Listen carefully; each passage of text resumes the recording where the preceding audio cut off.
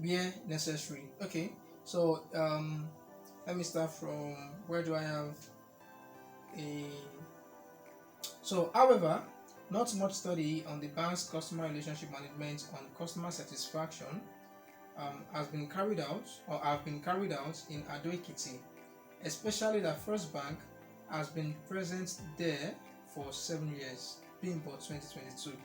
Now, this represents a gap in literature that this study intends to fill using all the 10 First Bank branches in Ekiti State Capital, that is Ado Ekiti, in a bid to evaluate how well the banks have satisfied their customers through their customer relationship management policies, as well as suggest how to improve on them where necessary. So I've already justified, okay, I've mentioned a gap, this gap I want to fill, and the importance of the gap I am filling. Okay, so these are things that you should note in your research. Now, and I think I've already mentioned the topic, the topic of this particular one. All right, so if you look at it, how many citations did I do? There's Tunde 2015, Wale et al. 2021, Saneta et al. 2018. That's 3. Then we have Wang et al. The one for Singapore, that's 4. We have Smith, the one for UK banks, that's 5. Then we have Shoyinka 6, Fatima 7, Oluwole 8. Then Sulaiman 9, Timaya 10, Vero et al. 11, Whiskey et al. 12. Okay, then Osodeke et al. 13, Tosin et al. 14, Mohammed et al. 15, Kazim and Taiwo 26, that's 16. What else? Then I have Bimbo, that's 17. Okay, so I have 17 citations in this particular, so which is kind of trying to give my lecturer or my supervisor an indication that okay, this person has gone through at least 17 journals to be able to put this stuff here. So which means okay, that might represent a reasonable number of journals that has been gone through, or a reasonable number of sources that have been gone, a reasonable amount of literature that this person has gone through to be able to put up this stuff. So there is probably, this research gap is probably right. It's convincing. Okay, it may not be so well arranged to you because I just came up with something just to make you understand what I'm trying to say in you writing a gap in literature. Okay, so that's just it. Now the funny thing is that there might have been studies that wrote, that talked about the customer relationship management of First Bank, in all of the 10 First Bank branches, okay, in Ado Ekiti. So when you see something like that and you're looking for a gap, what can you do? Then look at the methodology. Can you fault it? So it might be in the data that was used, right? It might be in the data collection, in the way the data was estimated. So now let's say, for example, you have studies that have been conducted on the 10 branches in Ado Ekiti, and okay, look at it. What data did they use? You then realize that okay, in the methodology, interviews were conducted for, let me say, 20 people. Then 20 people. It's possible that and generalization was made on those 20 people. Of course, that's one of the things about your project. You discover something and then try to make a generalization about your findings. So then maybe of the 20 people, 16 said that the customer relationship management policies have been bad. You understand? They've not been treated well when they go to the bank, but they just bear and stuff like that. And then with that, you then conclude that it is like that for everybody. It is possible that you picked the 20 people who have had the worst experience with First Bank in Ado Ekiti. Now that is kind of funny. That's kind of weird. You understand? But let's say it's were possible. So now for me, I would then say 20 people. Okay, the gap is okay, that you like the gap in literature that you found is that from other studies, I hope my construct is okay. From other studies that have considered customer relationship management in the 10 branches, 10 First Bank branches in Ado Ekiti, okay, a small sample size. They all use small sample sizes, and so you are okay. going to the gap there is that there has not been a study that used a large sample size, and as a result of that, you would be maybe conducting interviews or issuing questionnaires to, let's say, 2,000 um, bank 2,000 customers of First Bank. So that's like nice. Okay, others have done this thing, but their sample size 20 people, 50 people, maybe say at most 100. All right, and you are coming in to say that all those sample sizes are small. We can't just make generalization. This bank has maybe like 10,000 customers in or let me say 50,000 customers in Adoekiti, and then you just interviewed 200 of them, or you got data from 200 of them on how satisfied they've been with the CRM policies, customer relationship management, CRM policies of First Bank in Adoekiti, and you are making generalization based on that. So you just feel that um, for you, 2,000, what do you call it now? 2,000 data, um, looking at the experiences of about 2,000 First Bank customers in Adoekiti, you understand, it's like kind of nice. I'm not saying you're going to put it that way, you understand, but you're just going to structure that somewhat in a way that's convincing inside, your justification, like in your gap in literature. Okay, so what the point I'm trying to drive home is that of all the studies, the sample size have been small.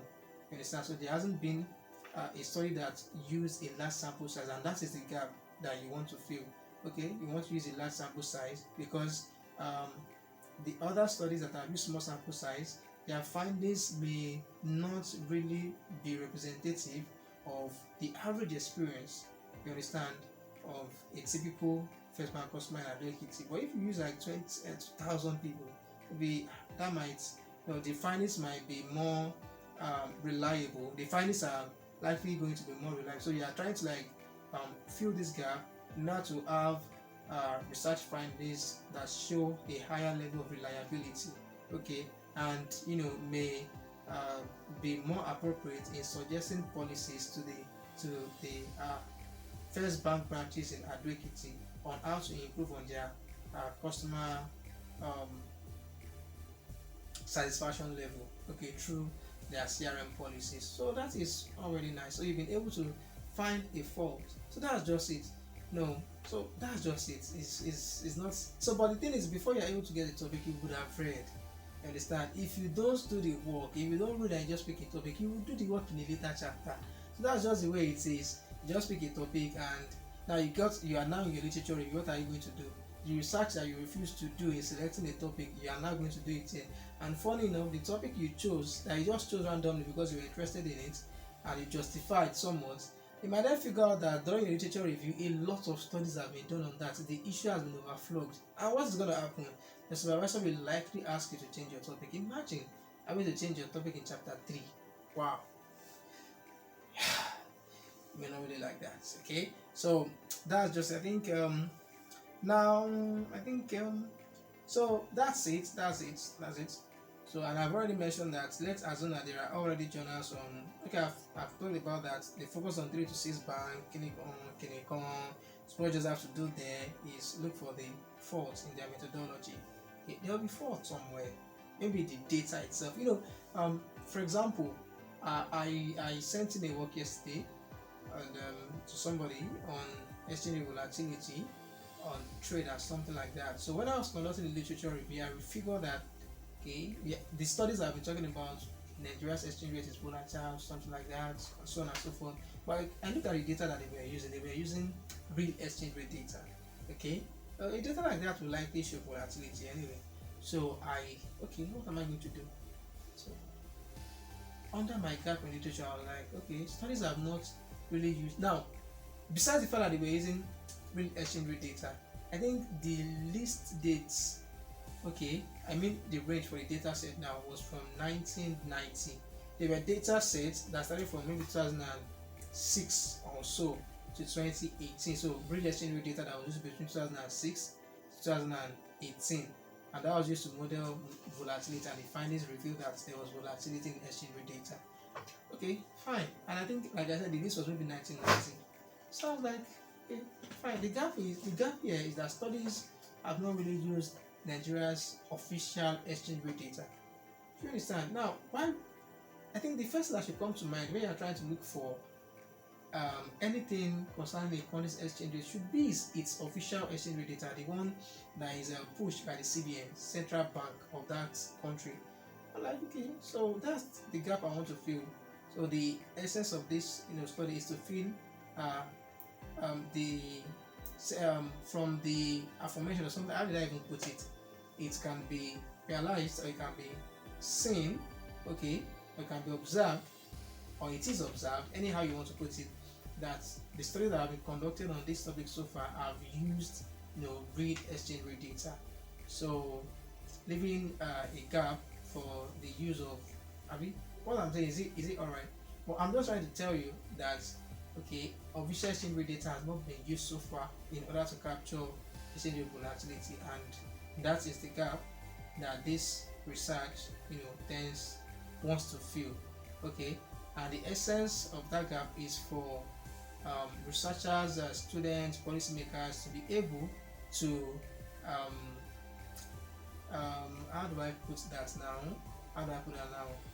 To in making policies and so on and so forth, to know the exchange rates data that they are really talking about. So if you say that exchange rate in Nigeria is volatile, like what data are you really talking about? What exchange rate data are you really talking about? Okay, so and someone can come and say Nigeria's exchange rate shows no volatility. So the one of the essence of this research is to make people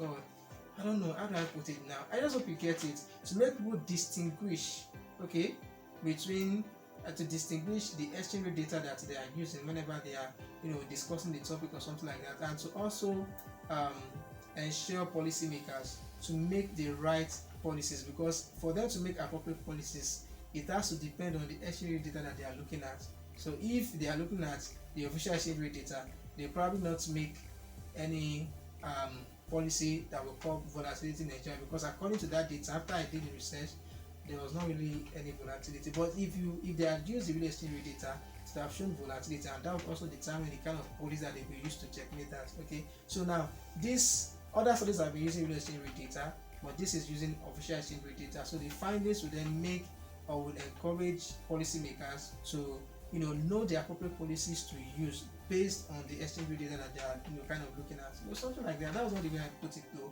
or something like that. You understand? So that's one thing. So it's a shortcoming in terms of data. So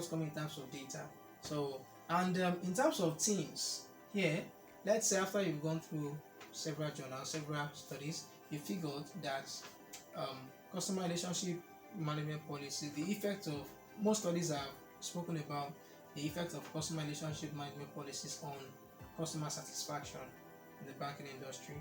Okay, so yours might be you want to change the theme. You don't want customer satisfaction, you want customers patronage. Okay, so others have spoken about customer satisfaction, they've spoken about customers happiness, they've spoken about customers retention, but you want to talk about customers patronage, and then you have to justify that. Of course, satisfaction does not necessarily mean that you continue to patronize the brand. There might be other brands that are equally satisfying or more satisfying. You are satisfied with it, but you are no longer patronizing it. Because so why is that happening? So you might have other brands that are or other banks that are providing better services. They make you more satisfied. Not that you're not satisfied with this, but there are others that make you more satisfied. They'll just justify it. Okay, so that's that. And for example, it might be customer relationship management, effect of that on customer satisfaction. Instead of banking industry now, it might be in the restaurant business. Okay, it might be in hotel. So I think that's taking us back to case study, team case study, and stuff like that. You understand? So that's just how it goes. So what else? I've spoken about this. Yeah, I think that's that about this class. I didn't know it was going to be that long. Honestly, I didn't know. Alright, I didn't know. So your assignment is for you in your chapter 3 is kind of the last thing. So after your whatever way you choose to arrange it. So after the last review, maybe methodological or empirical or whatever, you then include a gap in literature. and remember that it has to be convincing. Then it has to include, recent journals, very recent journals. You understand? It has to be convincing. If not, you'll be asked to review more journals, and that might be more work that you don't want. Okay, so that's that. So your assignment is add the gap in literature to your literature review section. It might be in your chapter 3, or be in your chapter 2. Just add it to your literature review section. Alright, so 250 words. Yeah, what are you writing? 250 words is okay. Thank you. 250 words. So that's it about that. See you in the next class. Thank you for watching.